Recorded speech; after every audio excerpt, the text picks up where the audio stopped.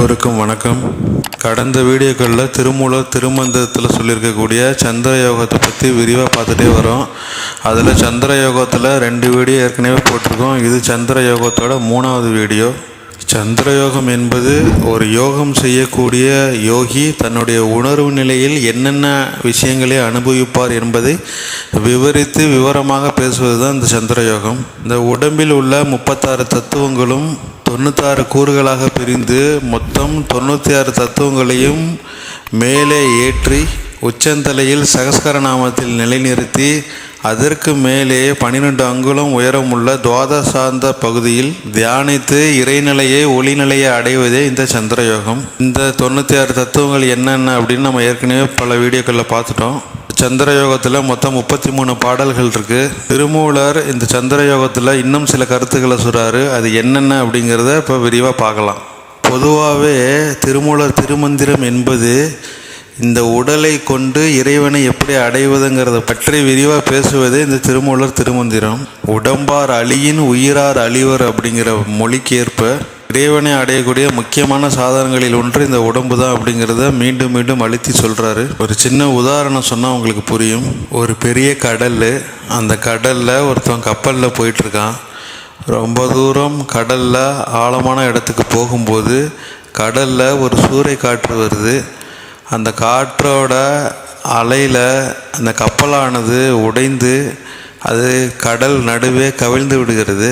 கவிழ்ந்து விட்டோன்னே அந்த கப்பலில் இருந்த ஒருத்தவன் கடலில் குதித்து நீந்தி தப்பி பிழைச்சி வேறு ஏதோ ஒரு ஊருக்கு போய் கரை ஒதுங்குறான். அவன் எந்த இடத்துல போய் கரை ஒதுங்குறானோ அந்த ஊர் வேற ஒரு ஊர். அந்த ஊரில் உள்ள மக்கள் எல்லோருமே கூட்டமாக ஓடி இவனை வரவேற்கிறாங்க. அவனுக்கு முதலுதவி செஞ்சு அவனை காப்பாற்றி அவனை மிகப்பெரிய ராஜ உபசரணையோடு அவனை எல்லா மக்களுமே அந்த ஊர் மக்கள் எல்லாருமே அவனை வரவேற்கிறாங்க. இவனுக்கு ஒன்றுமே புரியலை. நம்மளே கடலில் தப்பி பிழைச்சி தான் வந்திருக்கோம். இவங்களை நம்ம காப்பாற்றிருக்காங்க. இருந்தாலும் ஒரு ராஜாவுக்கு கொடுக்க வேண்டிய மரியாதையாக நமக்கு இவ்வளோ தூரம் உபசரிப்பெல்லாம் பண்ணுறாங்களே, என்ன விஷயம் என்ன ஏதுன்னு இவனுக்கு ஒன்றுமே புரியலை. அப்புறம் அந்த ஊரில் உள்ள மக்கள் எல்லாமே இவனை அன்பாக வரவேற்று இவனுக்கு என்ன சொல்கிறாங்க அப்படின்னா, இனிமேல் நீங்கள் தான் இந்த நாட்டோட அரசன் அப்படின்னு சொல்கிறாங்க. இவனுக்கு ஒன்றுமே புரியல. நம்ம காண்றது கனவா நனவானே தெரியல. உடனே அந்த கடல்லேருந்து வந்தவனை ராஜ உபசரிப்போடு அழைச்சிட்டு நேராக அந்த ஊர் மக்கள் எல்லாருமே அரண்மனைக்கு கொண்டு போகிறாங்க. அரண்மனைக்கு கொண்டு போய் அவனை ஓய்வெடுக்க சொல்லிட்டு அவனுக்கு 2 காவலாளியை நியமிக்கிறாங்க. அவனுக்குன்னு தனி ரூம் கொடுத்து 2 காவலாளியை நியமித்து அவனை பார்த்துக்க சொல்கிறாங்க. நாளைக்கு காலையில் உங்களுக்கு அரச பதவி வழங்கப்படும் அப்படின்னு சொல்கிறாங்க. இனிமேல் நீங்கள் தான் அரசனாக இருந்து இந்த நாட்டை வழி நடத்தணும். நீங்கள் என்ன சொல்கிறீங்களோ அதுதான் இந்த நாட்டோட சட்டமாக இயற்றப்படும் அப்படின்னு அந்த மக்கள் சொல்கிறாங்க. இவனுக்கு ஒரே சந்தேகம், எங்கேயோ கடந்த நம்மளை தப்பி பிழைச்சி வந்த நம்மளை எதனால் இப்படி வரவேற்கிறாங்க, எதனால் உடனே நம்மளை அரசனாக்குனாங்க, நமக்கு ஒன்றுமே புரியலையே அப்படின்னு அவன் யோசனையிலே இருக்கான். உணவு உடை எல்லாமே ரொம்ப ராஜ உபசரிப்பாக வழங்குறாங்க. தனக்கு பக்கத்தில் இருந்த 2 காவலாளிகிட்ட இவனுக்கு ஒரு யோசனை தோணுது. ஒரு ஆளை மட்டும் கூப்பிட்டான்.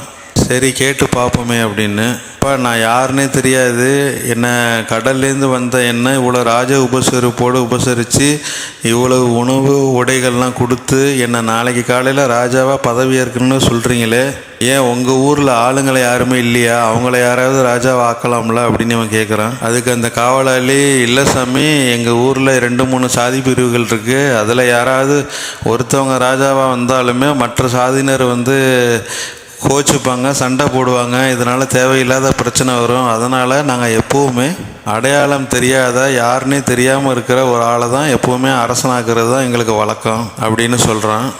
இருந்தும் இவனுக்கு இன்னும் சந்தேகமாகவே இருக்குது. இதில் ஏதோ பின்னாடி உள்குத்து இருக்குமோ, வேறு ஏதோ சூட்சமாக இருக்குமோ அப்படின்னு வந்தவன் பயந்துக்கிட்டு திருப்பியும் அந்த காவலாளிகிட்டே கேட்குறான்.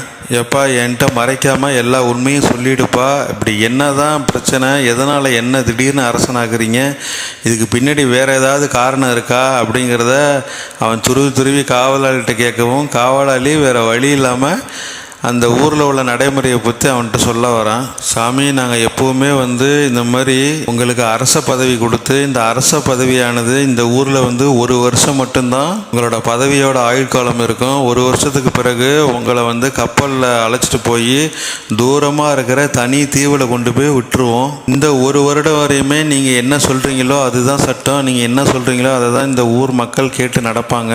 ஆனால் உங்களோட பதவி காலம் ஒரு வருஷம் மட்டும்தான். ஒரு வருஷம் முடிஞ்சதுக்கு அப்புறமேல உங்களை கப்பலில் அழைச்சிட்டு போய் அந்த தூரமாக இருக்கிற தனி தீவில் விட்டுருவோம். நாங்கள் இது போல தான் நாங்கள் நிறைய பேரை கொண்டு போய் விட்டுருக்கோம். அந்த தீவு பயங்கர அடர்ந்த காடு, இங்கே நிறைய மிருகங்கள் இருக்குது, நிறைய முதலைகள் இருக்குது. இந்த தீவில் நாங்கள் கொண்டு போய் விட்ட யாருமே இதுவரையும் பொழைச்சதா சரித்திரமே கிடையாது. இது எங்கள் ஊர் வழக்கம். இதை நான் யாருக்கிட்டையும் சொல்கிறதில்ல. நீங்கள் இவ்வளோ தூரம் கேட்ட வரிசை நான் உங்கள்கிட்ட சொல்கிறேன் அப்படின்னு அந்த காவலாளி சொல்கிறான். அடுத்த நாள் பொழுது விடிஞ்சிச்சு. அவனை அரண்மனையில் உட்கார வச்சு அவனுக்கு பதவி பிரமாணம்லாம் செஞ்சு வச்சாங்க. அவனை அரசனாக முடிசூட்டினதுக்கு அப்புறமேல அங்கே உள்ள மந்திரிகள், அங்கே உள்ள தளபதிகள், அங்கே உள்ள சிவாச்சாரியார்கள், குருமார்கள் எல்லாரையும் அறிமுகப்படுத்தி விட்டாங்க. அதன் பிறகு இந்த காவலாளி சொன்னது இவனுக்கு நினைவுக்கு வந்துச்சு. எப்படியும் நம்மளை இந்த ஒரு வருஷம்தான் இந்த ராஜ உபசாரம்லாம் நம்ம அனுபவிக்க முடியும். ஒரு வருஷத்துக்கு மேலே நம்மளை கொண்டு போய் இந்த தீவில் தள்ளி விட்டுருவாங்க. நம்ம மரணம் அடைகிறது நிச்சயம். இந்த மரணத்துலேருந்து தப்பிக்கிறதுக்கு என்ன தான் வழி அப்படின்னு இவன் யோசிக்க ஆரம்பித்தான். எப்படியும் ஒரு வருஷத்துக்கு அப்புறமேல நம்மளை அந்த தீவில் தான் விட போகிறாங்க.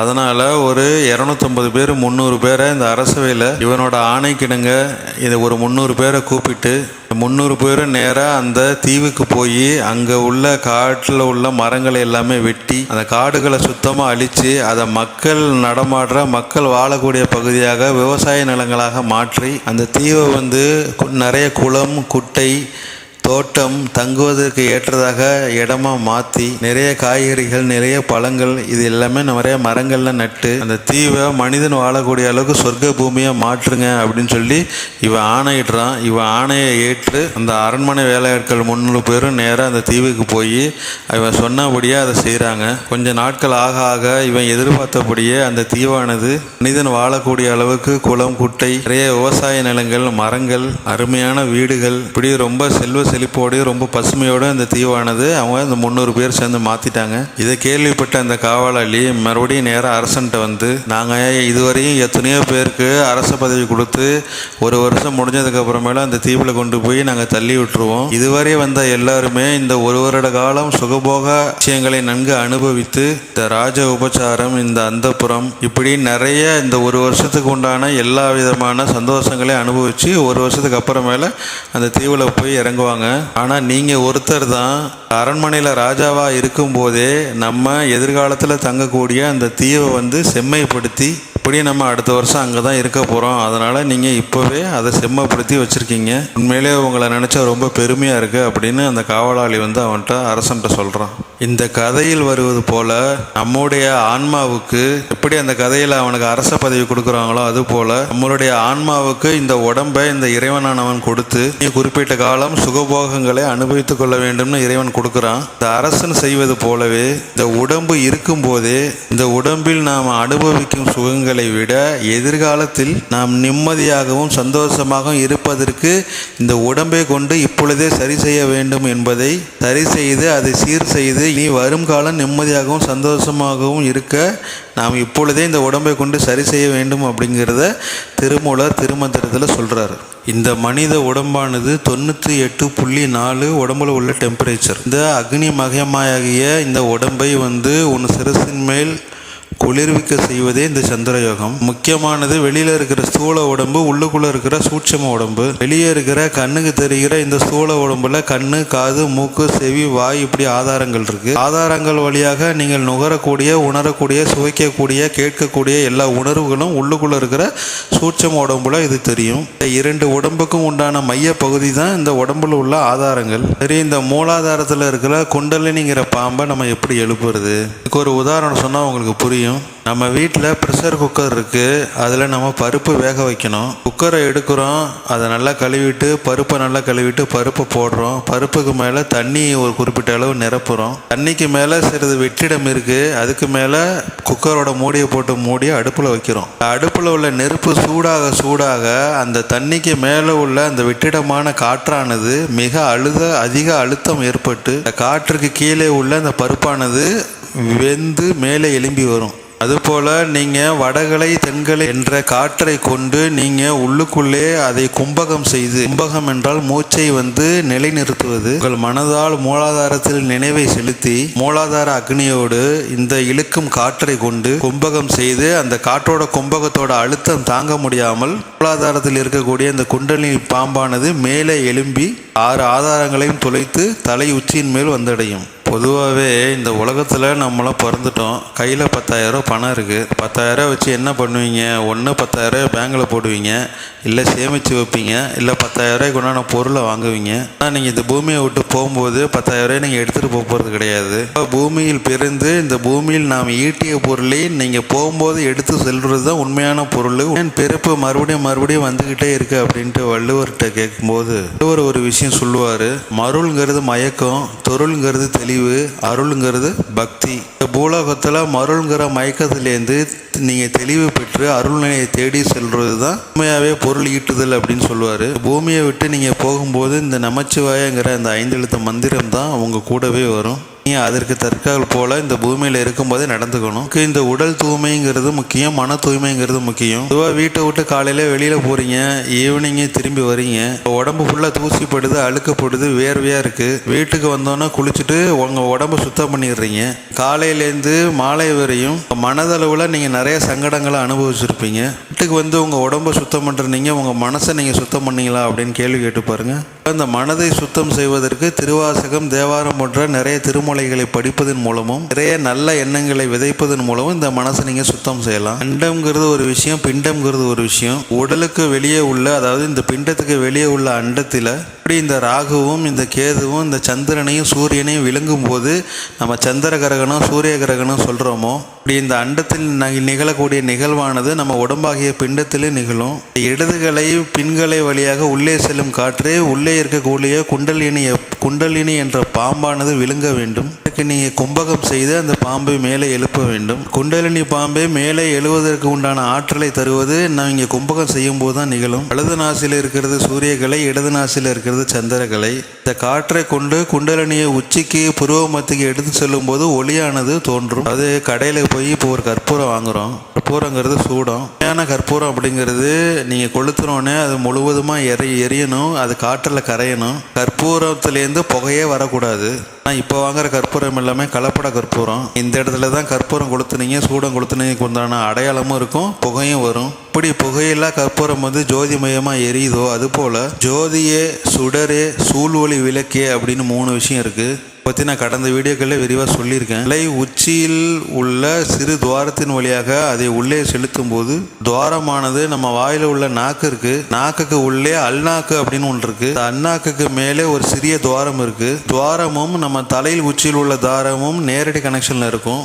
இது வெர்டிகல் லைனு, செங்குத்தான ஒரு கோடு.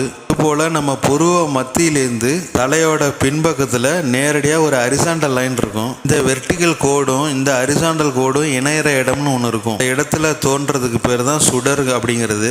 இது குத்து மதிப்பாக சொல்லணும் அப்படின்னா நம்ம 2 கண்களுக்கு பின்புறம் உள்ள பகுதி. உச்சந்தலையில் அறிவதற்கு பேர் ஜோதி, புருவ மத்தியில் இருக்கிறதுக்கு பேர் சூழ்வழி விளக்கு. தலை உச்சியில் இருக்கக்கூடிய இந்த ஜோதிக்கு தான் நம்ம திருவண்ணாமலை ஜோதியை ரெப்ரசன்ட் பண்ணுவோம். கோரிமலையில் உள்ள ஜோதி தரிசனம், வடலூர் வள்ளலாரில் உள்ள ஜோதி தரிசனம், திருவண்ணாமலையில் உள்ள ஜோதி தரிசனம், இது எல்லாமே தலை உச்சியில் உள்ள ஜோதியை மென்ஷன் பண்ணுறது. ஒரு பெரிய பில்டிங் ஓனர் இருக்காரு, கிட்ட கொத்தனாராக ஒருத்தர் வேலை பார்க்குறாரு. இந்த கொத்தனார் பல நாள் வேலையை முடிஞ்சதுக்கு அப்புறமேல நான் ஊருக்கு போனேன், லீவ் கொடுங்க அப்படின்ட்டு ஓனர்கிட்ட போய் கேட்குறாரு. அதுக்கு அந்த ஓனர், இதுவரை நீ நிறைய பில்டிங் கட்டிட்ட, இந்த ஒரு பில்டிங்கை நீ கட்டிட்டு போ, பில்டிங்கை நீ முழுமையாக கட்டி முடிச்சதுக்கு அப்புறமேல நீ லீவ் எடுத்துக்க அப்படின்னு சொல்கிறாரு. கொத்தனாருக்கு ஏற்கனவே கடுப்பு, நிறைய ஆத்திரம்.